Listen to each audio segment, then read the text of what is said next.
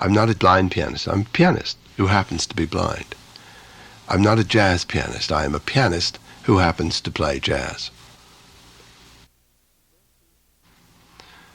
The first thing we made on MGM in 1949, what did we play? Oh, let's play September in the Rain. 900,000 copies later. September in the Rain. The fundamental of the music profession is the sound that you create. The gentleman across from me, a friend of many wonderful years standing, created a sound that everybody has worshipped, but they have never been able to copy. All other successful people in the music business are somehow copied, but not this man, because it's so skilled and so individual. That's a long, laborious introduction, but it's the way I truly feel about Mr. George Shearing. Well, thank you, Skitch. That's very nice. To bring it down to a very low level, do you know why they don't copy it very successfully? No, George, why don't they copy it successfully? Because they forget to turn off the motor on the vibes. That's why. They have that vibrato going on the vibes, and there's the piano and the guitar with virtually no vibrato, unless the temperament of the piano is wrong, of course, or the temperament of the piano player is wrong. But in more detail, there's a lot of chromatic inner voicing and stuff that, gets very technical. But unless certain note sequences proceed in a certain order, the melodic effect on the inside of the harmony won't be the same, and so that's another characteristic that is not very easily discernible in copies. And so I'm still able to stay in business, you see. An intellectual treatise by Mr. Shearing. There's no appreciable vibrato, you see, and then they leave this motor running,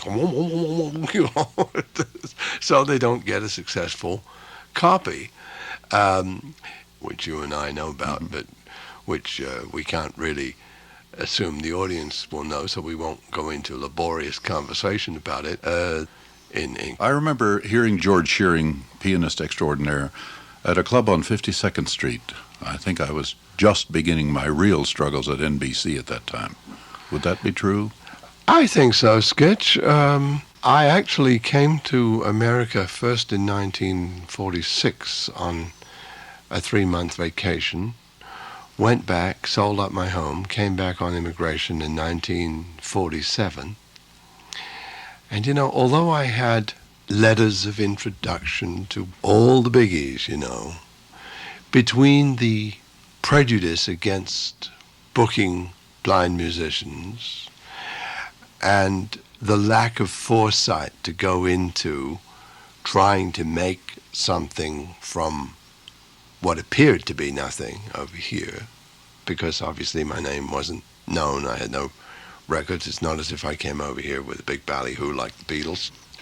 I had a rough time because when I came over, I hadn't established an identity. I came over with an ability to play like Fats Waller, Art Tatum, Bob Zerke, Teddy Wilson. And as you know, Skitch, that takes a fair amount of pianistic ability to do that. But I didn't have anything that really was George Shearing. And it wasn't until the identifiable sound came in 1949. And, they'd say things like, gee, I wish I could play like that after I'd given them an audition. Why don't you go back to England and build yourself into a $10,000 a week act and come over and we'll handle you? Another one said, what else can he do? Some of their reticence had justification, I feel. William Morris, and I wish I could play like that. And my wife was rather incensed at this, and she said, what do you want him to do, stand on his head and play or something? And strange how it came about, because after playing intermission piano opposite people like Ella Fitzgerald and Sarah Vaughan, I got a cooperative type quartet with Buddy DeFranco, John Levy, and Denzel Best. and our individual wives at that time were rather busy wondering whether it should be called the Buddy DeFranco George Shearing Quartet or the George Shearing Buddy DeFranco Quartet. We were rather busy with the music to be too concerned.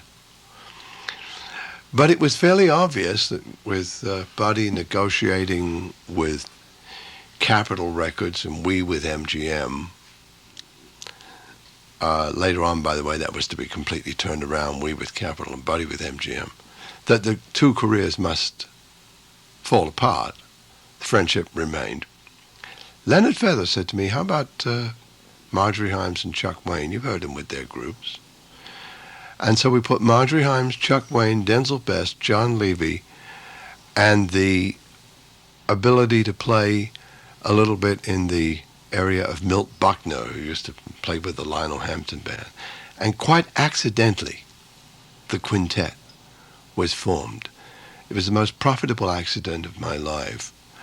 And although the quintet dissolved 3 years ago, I got it back for a week in Boston with Frank Sinatra and 2 weeks in Carnegie Hall with Frank Sinatra. I always said that the quintet is finished unless Frank Sinatra or Standard Oil want it. Standard Oil never came through. Frank Sinatra did.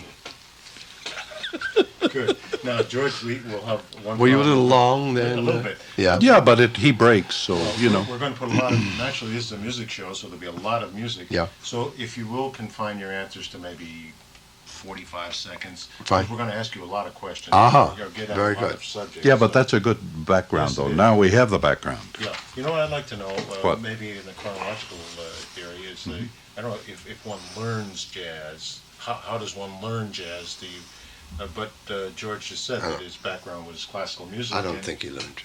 you don't learn. Well, that is it appropriate to? Oh, yeah, in by other all words, means. How did you get into the jazz? Right. Yeah, I'll say, good. I'm going to ask you a Renaissance question. Okay, then when you answer, say I. What is his name, your professor? George Newell, N-E-W. Mr. Newell. E-W. Yes. All right. N-E-W-E-L-L. My guest is George Shearing. Earlier in the program, you said that Mr. Newell, your professor, had made a reference to you being, quote, a jazz player, which to me is always it's a sound I've never gotten used to. I really don't know what it means. From whence jazz? I mean, why would somebody say that? What is a jazz player? Is it taught? Is it acquired? Is it born? I feel exactly as you do about this business of jazz player. Lullaby of Birdland. I wrote it in 10 minutes over a steak when I lived in Old Tappan, New Jersey. I've gone back to that butcher many times to try to get that same piece of steak again, but I guess we have to still live on the first one. Early in the recording career, apart from the quintet, we made some trio sides too. One of them seems to be a favorite of many of the fans, The Nearness of You. There was a wonderful tenor saxophonist. His name was Lester Young, played with the Basie Band for a long time. And he did this marvelous phrase in one solo or another in the blues. Do do do do do do do do do do. Somebody took a hold of it and turned it into Jumping with Symphony Sid, and it goes like this: Jumping with Symphony Sid. When I heard in 1961, 62, that we were going to be doing an album with Nat Cole, I couldn't believe it. I've been such a fan of this man for so long. When we got together, he said, let's do Pick Yourself Up, among other things. And I said, oh, really, Nat? You know, I wasn't terribly excited because I remembered in 1949, I couldn't see what's going on. He said, yeah. He said, let's give it another approach. To pick yourself up, boop, beep, boop, dee. I said, oh, very well, Nat. That's great. And so that's the way the album went, from beginning to end. It was one joy after another. 1959 was a good year. No, not only for wine, for a recording we made with Peggy Lee from the disc jockey convention held in Miami. It was a very joyous time. I really enjoyed that. I've been very fortunate in working with a number of wonderful singers.